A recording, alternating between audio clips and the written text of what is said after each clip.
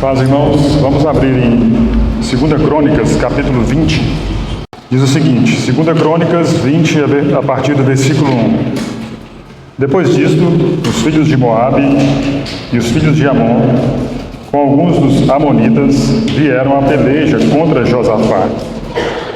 Então vieram alguns que avisaram a Josafá, dizendo: grande multidão vem contra ti, da além do mar e da Síria. Eis que já estão em Hazazon Tamar, que é En-Gedi. Então Josafá teve medo e se pôs a buscar o Senhor, e apregou jejum em todo o Judá. Judá se congregou para pedir socorro ao Senhor. Também de todas as cidades de Judá veio gente para buscar ao Senhor. Pôs-se Josafá em pé na congregação de Judá, de Jerusalém, na casa do Senhor, diante do pátio novo, e disse: ah, Senhor, Deus de nossos pais, porventura não és tu Deus dos céus? Não és tu que dominas sobre todos os reinos dos povos? Na tua mão está a força e o poder, e não há quem te possa resistir. Até aqui, por enquanto. Irmãos, esse texto, ele nos fala sobre uma situação em que o rei Josafá passou, ele e, na verdade, todo o Judá. Qual que é o contexto? Nessa manhã nós falaremos sobre atitudes que nos transformam, atitudes que nos ajudam a entender e caminhar melhor na vida neste mundo. Alguém poderia dar o título Atitudes Vitoriosas, mas atitudes que tiramos de exemplo na vida de Josafá para assimilarmos, para aplicarmos nas nossas vidas neste mundo, enquanto cristãos. Alguém já disse, e na escola da vida, e a escola da vida nos ensina que para sermos felizes, realizados e bem-sucedidos, isso não está no fato de não enfrentarmos ou não passarmos por problemas, por dificuldades, por lutas, por desafios. Não é assim. Nós passamos por tudo isso, ou somos prósperos e somos abençoados, pela maneira que enfrentamos, que comportamos, que reagimos diante das situações que nos sobrevêm. Então a nossa atitude, a nossa reação, o nosso comportamento diante das pressões enfrentadas nos fazem viver de maneira que a paz esteja conosco, que haja êxito, que haja vitória. Ou podemos dizer que a paz, o êxito e a vitória depende da nossa postura, da nossa atitude. E aqui então na vida de Josafá nós vamos encontrar algumas ações, algumas atitudes que ele teve diante de uma situação totalmente desfavorável para ele como rei em Judá e para o povo de Judá. Graças a Deus pelas Escrituras que nelas ou por elas somos ensinados, somos aperfeiçoados na caminhada cristã. O texto diz, depois disto o quê? Na verdade, contextualizando a história de Josafá, os irmãos aqui, muitos conhecem já a história dos reis de Israel, dos reis de Judá. A vontade de Deus não era ter reis sobre o seu povo. O próprio Deus é quem queria governar sobre o seu povo. Lá no livro de Êxodo nós temos aquele texto que diz que se vocês guardarem os meus mandamentos, vocês serão uma nação santa, um povo de propriedade exclusiva minha. Mas o povo, já cumprindo a palavra do Senhor, pediu para si um rei, e nós sabemos a história que Samuel então levantou o primeiro rei, Saul, e depois veio Davi, depois veio Salomão, e depois de Salomão teve a divisão das tribos, Salomão de um lado, Roboão depois de Salomão, Roboão, Jeroboão. Então, a partir de Roboão e Jeroboão, houve uma divisão das tribos em Israel. Então, quando nós lemos 1 Reis, 2 Reis, Crônicas, nós entendemos que existia o rei, ou reino do norte, lá em Israel. A parte de cima de Israel era governada por Israel. 10 tribos seguiram ao Jeroboão. E 2 tribos ficaram permanecendo ao sul de Israel. E essa nação então se chamou Judá. Eram 2 tribos, Judá e Benjamim. Josafá é de Judá e Benjamim. Josafá é do reino do sul. Interessante, quando nós lemos as escrituras no livro de Crônicas, e 2 Crônicas vai falar sobre isso, praticamente da descendência de Davi, o filho de Davi, Salomão, Roboão, Abias, Asa e chega em Josafá. Então, praticamente, 2 Crônicas conta a história do reinado do sul, sobre Judá, 2 tribos, Judá e Benjamim. Esse é o contexto em que as escrituras nos trazem essa situação. O reino de Josafá foi um reino próspero, foi um reino que ele reinou 25 anos e ele teve progresso no seu reino, na sua nação. A Bíblia diz, se vocês lerem a partir do capítulo 17 de 2 Crônicas, quais foram os empreendimentos, ou como este homem se apegou ao Senhor, andou no caminho dos seus pais, Deus o abençoou, Deus o fez prosperar. Havia progresso, como dissemos, na nação de Judá, nas 2 tribos, Judá e Benjamim. Houve progresso na vida religiosa, houve progresso na vida política, houve progresso na vida civil, na vida social, houve a volta à lei, que os capítulos anteriores dizem que foi pregada a lei de Moisés, a Torá foi ensinada nas tribos de Benjamim, na tribo de Judá. Então toda aquela nação, 2 tribos, repito, recebeu a palavra do Senhor. Há um capítulo que diz que foram levantados homens que influenciaram a nação, homens piedosos, líderes preocupados com a casa de Deus, foram levantados nesse tempo. 2 Crônicas 17:9 diz que havia 5 príncipes, 9 levitas, 2 sacerdotes, que ensinaram a lei, que ensinaram a palavra sobre todo o Judá e Benjamim. Um homem próspero, um homem prodigioso, um homem em que nações vizinhas, filisteus e outros povos, mandavam presentes para ele, se cumprindo aquela palavra que diz que até os seus inimigos farão paz com ele, quando temos um serviço santo na casa do Senhor. Vejam que o seu pai também o influenciou positivamente. Seu pai é conhecido como aquele homem que teve também um grande reinado diante do Senhor. O nome do seu pai era Asa. Asa era o pai de Josafá e também começou uma reforma religiosa em Judá e Benjamim. A sua mãe chamava-se Azuba. E é interessante quando a Bíblia fala sobre alguns pais e algumas mães, não necessariamente que quando fala pai e mãe, que tem filhos que se dão bem, são consagrados. Não, também fala sobre pais e mães e que têm filhos desastrosos. Por exemplo, é triste a história do filho de Josafá. Vocês conhecem a história dele e já foi pregada em muitos funerais, onde diz: foi de si sem deixar saudades. Veja só, um homem que teve um pai totalmente devoto, consagrado ao Senhor. Tem um filho que casou-se com a filha de Acabe, que era inimigo de Israel. Jeorão morreu com 40 anos, salvo engano. Reinou isso 32, 40 anos, morreu jovem, foi de si, foi embora sem deixar saudades. Mas Josafá foi diferente, ele se apegou às influências da sua época, ele teve modelos na sua família, seu pai era consagrado, sua mãe era consagrada, ele tinha líderes religiosos, ele tinha levitas, sacerdotes, príncipes que o influenciou na sua geração. Isso é de importância para nós nesses dias. Crianças, jovens e adolescentes terem modelos aos quais podem olhar, se espelhar, seguirem os seus exemplos de devoção, de santidade, de entrega ao Senhor. Isso é bom, isso é aproveitável, louvável diante de Deus. Josafá, ele tinha 3 princípios na sua vida, isso está em 2 Crônicas 17. Ele diz assim: eu vou procurar a Deus, eu vou andar nos mandamentos de Deus.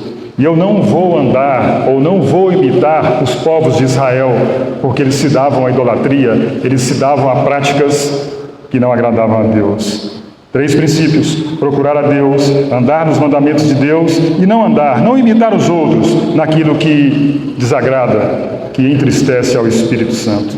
Todos os povos reconheciam a vida e o governo deste homem, todos os consideravam, todos os temiam. Mas eis agora uma situação totalmente inusitada, promovida pelo próprio Deus. Alguém poderia dizer: Josafá não teve erros? Sim, teve erros. A Bíblia diz esses capítulos, 17, 18, 19, 24 capítulos, fala sobre a história dele, de alianças que ele fez que não deveria ter feito. Ele fez aliança, por exemplo, com Acabe, aquele terrível rei, aquele mau rei de Israel. A Bíblia diz que eles entraram numa peleja, e também conhecemos aquela história de uns profetas dizendo: vai, que você vai vencer. Mas Acabe não venceu. E veja que Josafá fez aliança com Acabe, mas ele disse antes de ir na guerra: consultemos a palavra do Senhor. Não existe aqui nenhum profeta? Sim, então consultemos a palavra. E o profeta diz: vocês vão subir, Acabe, mas você não vai voltar vivo. E de fato não voltou. E Josafá quase morreu se ele não tivesse gritado: ei, eu sou o rei de Judá, não sou o rei de Israel. E ele não morreu. Então ele fez alianças que não deveria ter feito. Foi um erro na vida dele. Ele fez também aliança com Acasias, um outro rei de Israel, que a Bíblia diz que procedeu iniquamente. Eles abriram uma sociedade de barcos, de barcos mesmo. Fizeram embarcações para irem em determinados lugares buscar provisões. E a Bíblia diz que por meio de um profeta, Deus disse para ele: vai dar zebra. Você não vai prosperar. Perdão, o profeta não falou vai dar zebra, desculpa. O profeta só disse que não daria certo. E de fato os navios quebraram e eles não concluíram aquela sociedade. Então esses são erros dele. E ele fez alianças que não deveria ter feito, com Acabe e com Acasias. Agora ele encontra o seu maior combate. Ele está agora diante de a maior situação, de um maior problema que a vida traz para ele e para Judá. Mas o que fazer? Como proceder? Qual atitude tomar diante de coisas, situações, circunstâncias que nos sobrevêm? Qual atitude tomar? Como reagir? E agora? Aconteceu algo. Os inimigos estão ao redor. Existem os amonitas, existem os moabitas. Existe uma grande multidão que vem além do mar, que vem da Síria. E agora? Irmão, qual é o seu problema? Qual a sua dificuldade? O que Josafá fez levou ele a êxito e a vitória. O que Josafá fez nos coloca diante de princípios que também podemos tomar para a nossa vida, para que o Senhor seja misericordioso para conosco. Nós vamos extrair alguns princípios na vida desse homem. E essa manhã eu falarei apenas do primeiro, que é a atitude diante do medo. Se vocês leram e perceberam o versículo 3, então Josafá teve medo. Quantos problemas enfrentamos na vida? Vários problemas, várias lutas, vários temores. Temores de ordem pessoal, temores de ordem sentimental, temores de ordem financeira, de ordem familiar, de ordem estudantil.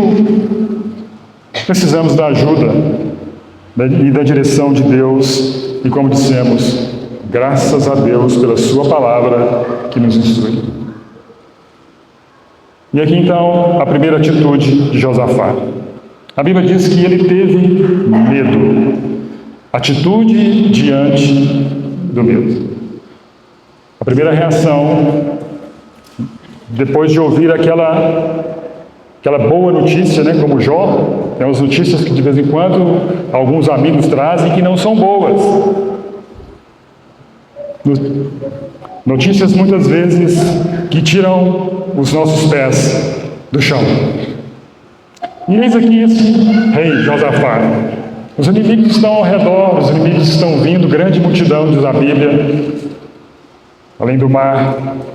E a Bíblia diz que ele teve medo. Essa foi a primeira reação dele, ter medo, preocupar-se, inquietar-se.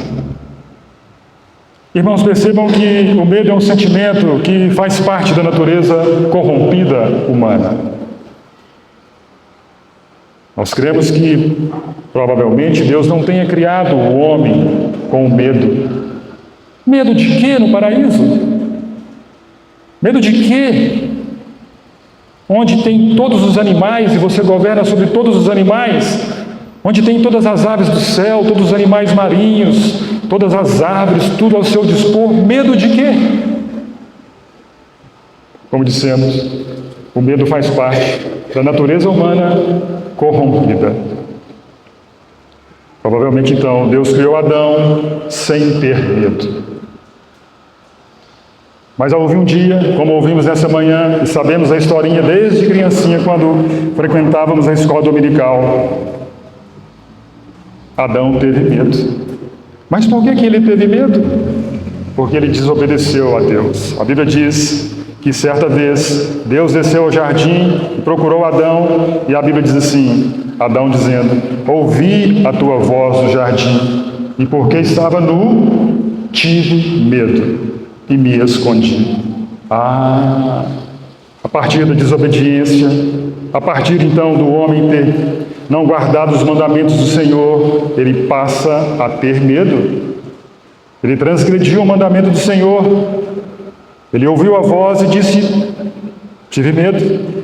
E de fato as Escrituras, em várias partes, de Gênesis e Apocalipse, tem exemplos para cada um de nós, tem exemplo para o povo de Deus, tem exemplo para todo o povo da terra, de pessoas que tiveram medo.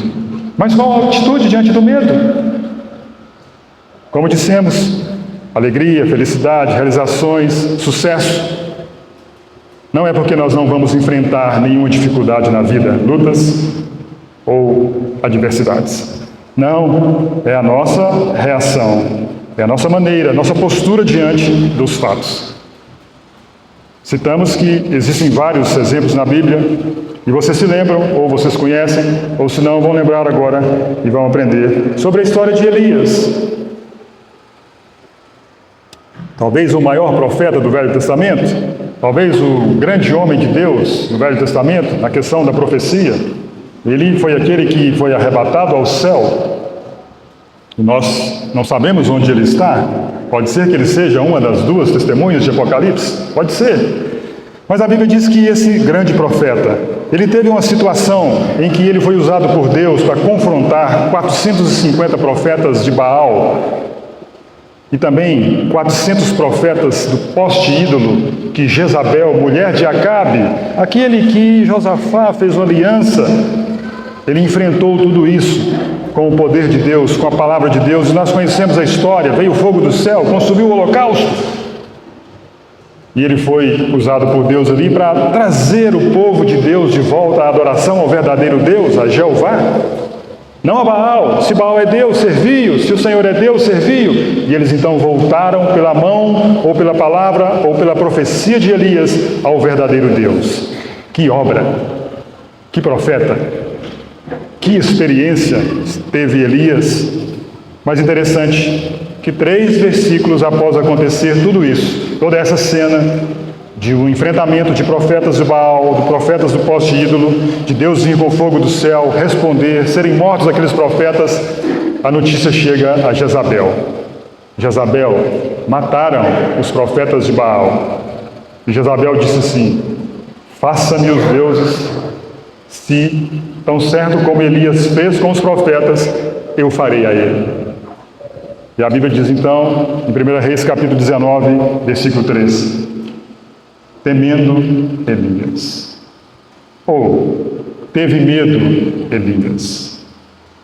Um profeta de Deus, um homem de Deus, com experiências de Deus, ouve uma palavra de uma mulher totalmente perversa, pervertida, corrupta, e ele teve medo.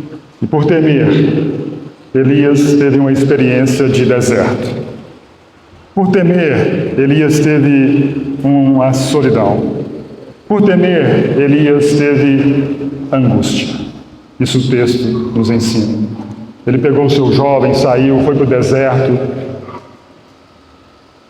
Chegou no lugar onde ele sentou-se debaixo de um zimbro e pediu para si o quê?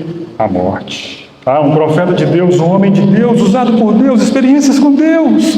Ele temeu. Pelo medo, veio sobre Elias perplexidade, desânimo, abatimento. Perdeu o sentido da vida, perdeu a alegria da vida, pediu para si a morte. Eis o que o medo faz com todos, indistintamente. Nós temos uma segunda experiência dos discípulos.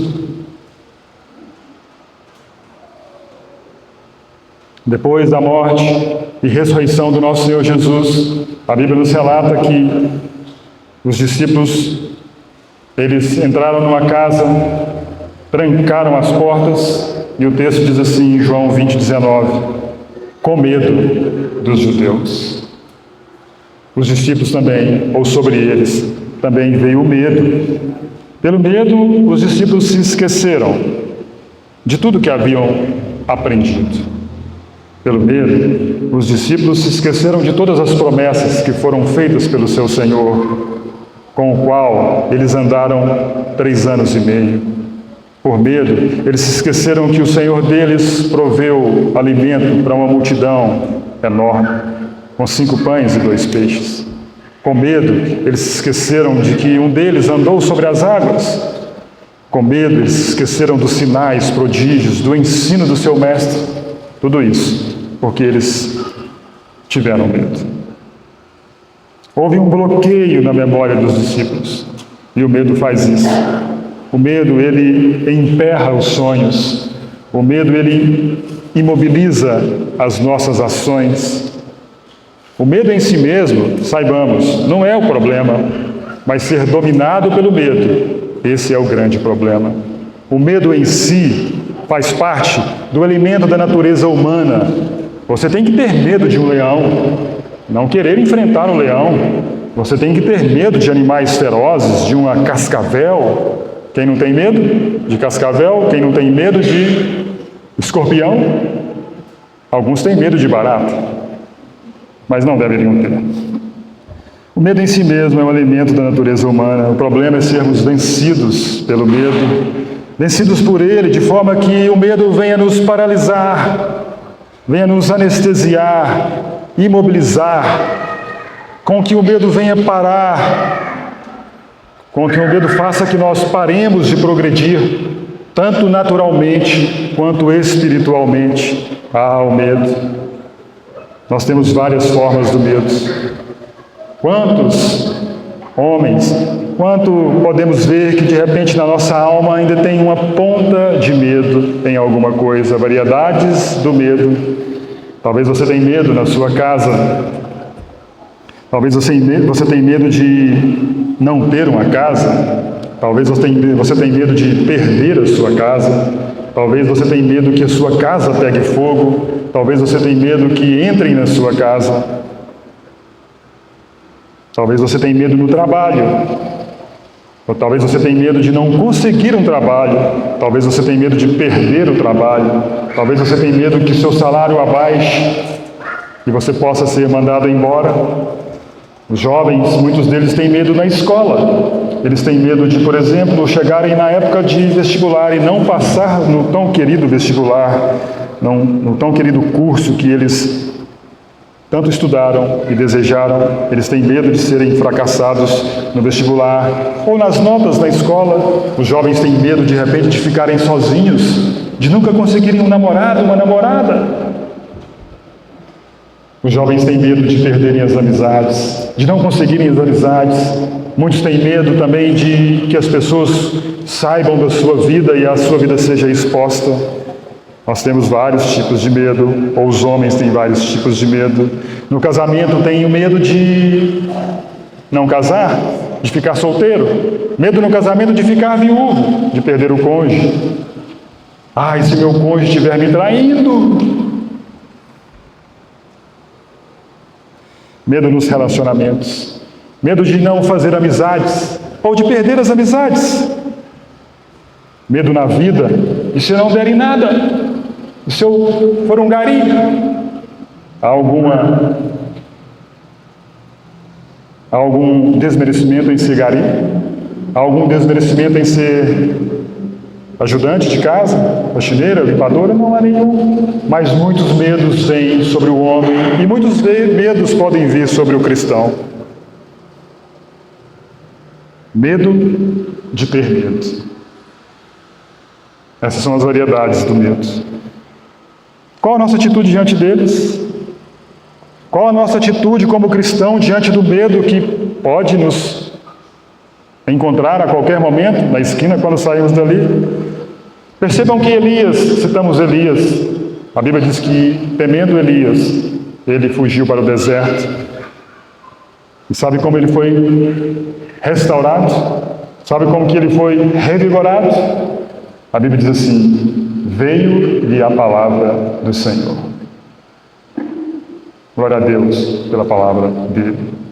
Elias foi aquele homem que foi para o deserto, ele foi para o Monte Horebe, entrou numa caverna, a caverna do medo, a caverna da solidão. E Deus falou para ele: o que fazes aqui, Elias? Aí Elias faz um argumento: tenho guardado a tua palavra, estou sozinho, a caminhada está meio difícil. E 2 vezes o Senhor: que fazes aqui, Elias?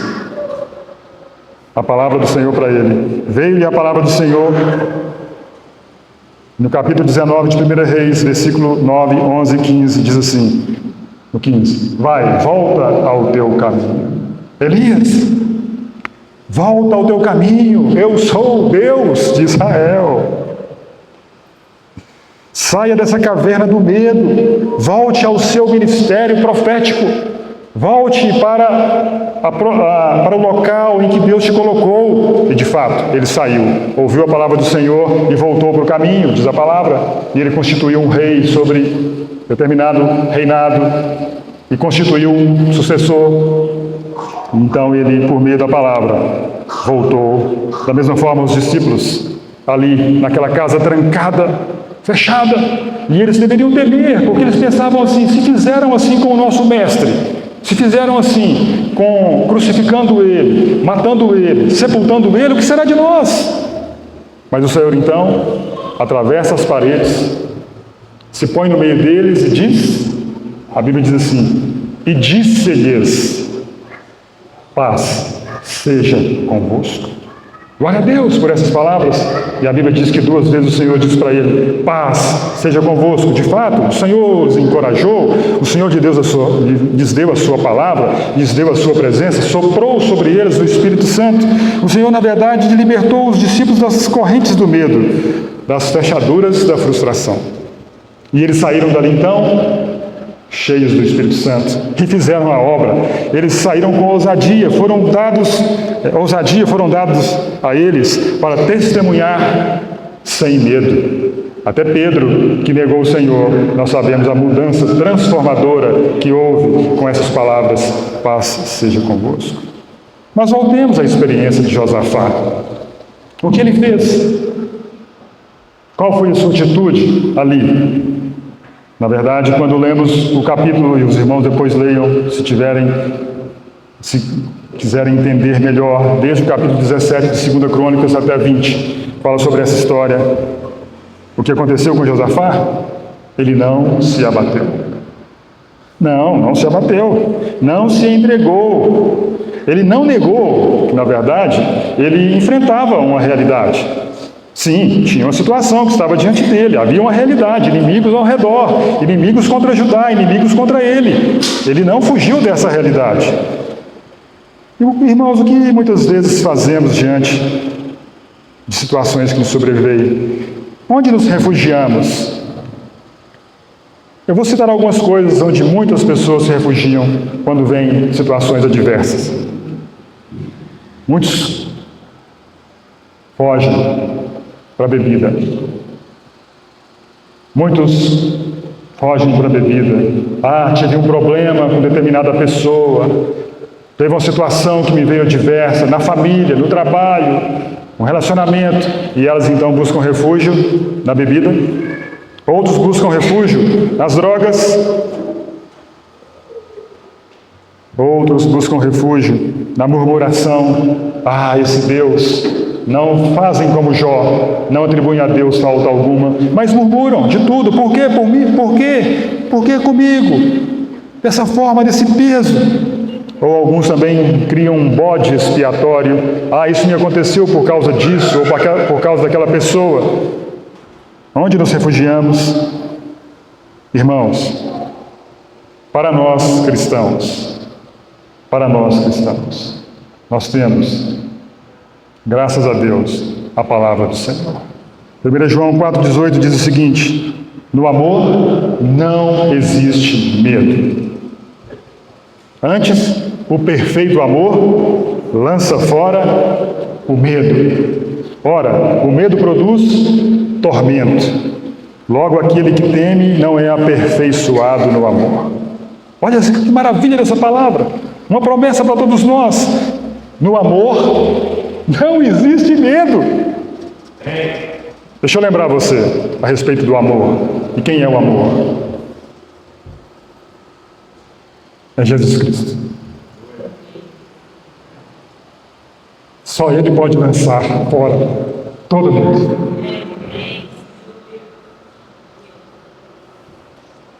E foi nos dito essa manhã: Deus amou o mundo de tal maneira. Qual foi essa maneira? De enviar o seu Filho a morrer por cada um de nós. Esse é o amor. Ou você quer definir o amor de outra forma? Diz assim a palavra de Deus: e a esperança não confunde, porque o amor de Deus é derramado nos nossos corações pelo Espírito que nos foi outorgado. Veja que esse amor, ele tem capacidade, tem poder de quê? Lançar fora todo medo. A Bíblia diz em Gálatas 5:22, o fruto do Espírito é amor. Veja que tudo isso já está presente no cristão, de alguma forma. O mais novo na fé, o mais novo cristão já tem uma parcela do amor de Deus, tem o próprio Deus. Foi nos lido essa manhã, e se vocês prestaram atenção, foi lida da seguinte forma: que diremos, pois, à vista de todas as coisas? Se Deus é por nós, quem será contra nós? Vamos ler juntos. Romanos 8, versículo 31. E percebam que nas Escrituras nós temos uma parcela do amor que nos foi dada por Deus em Cristo Jesus. Romanos 8, versículo 31. E eu vou dar algumas ênfases, e os irmãos prestem atenção. Mas leia e perceba, e que essa palavra habite no seu coração ricamente. Que diremos, pois, à vista dessas coisas? Se Deus é por nós, quem será contra nós? Aquele que não poupou a seu próprio Filho, antes por todos nós o entregou, porventura não nos dará graciosamente com Ele todas as coisas? Quem tentará acusação contra os eleitos de Deus? É Deus quem os justifica. Quem os condenará? É Cristo Jesus quem morreu, ou antes quem ressuscitou, o qual está à direita de Deus e também intercede por nós. Irmãos, quem nos separará do amor de Cristo? O medo? Paulo não colocou o medo aqui, né? Ou colocou? Vamos lá. Será a tribulação? Não. Tribulação não vai nos separar. Angústia, essa palavra é muito interessante. E ela me ajudou um dia desses. E pode te ajudar. Será a angústia que vai nos separar do amor de Deus? Não. Perseguição, fome, nudez, perigo, espada, como está escrito, por amor de ti. Somos entregues à morte o dia todo, fomos considerados como ovelhas para o matadouro. Em todas essas coisas, porém, somos mais que vencedores por meio daquele que nos amou. E nos ama, e nos amará. Porque o amor jamais acaba. Porque eu estou bem certo de que nem morte, nem vida, nem anjos, nem principados, nem coisas do presente, nem do porvir, nem poderes, nem altura, nem profundidade, nem qualquer outra criatura poderá separar-nos do amor de Deus que está em Cristo Jesus, nosso Senhor. Irmãos, o combate para o medo é o amor de Deus. Medo se combate com o amor de Deus. Amém? Primeira atitude de Josafá, atitude diante do medo, foi enfrentar, foi encarar a realidade com a promessa da palavra de Deus. Elias fez assim, os discípulos fizeram assim, Josafá fez assim, você fará assim, eu farei assim. Amém? E para concluir, Isaías 12, versículo 2.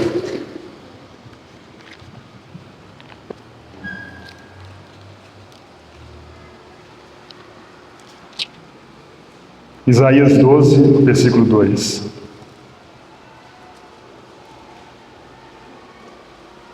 Acharam? Todos acharam? Amém? Isaías 12, 2. Vamos ler juntos? Se você concorda, leia comigo. Eis que Deus é a minha salvação, confiarei e não temerei, porque o Senhor Deus é a minha força e o meu cântico, Ele se tornou a minha salvação. Aleluia, glória a Deus.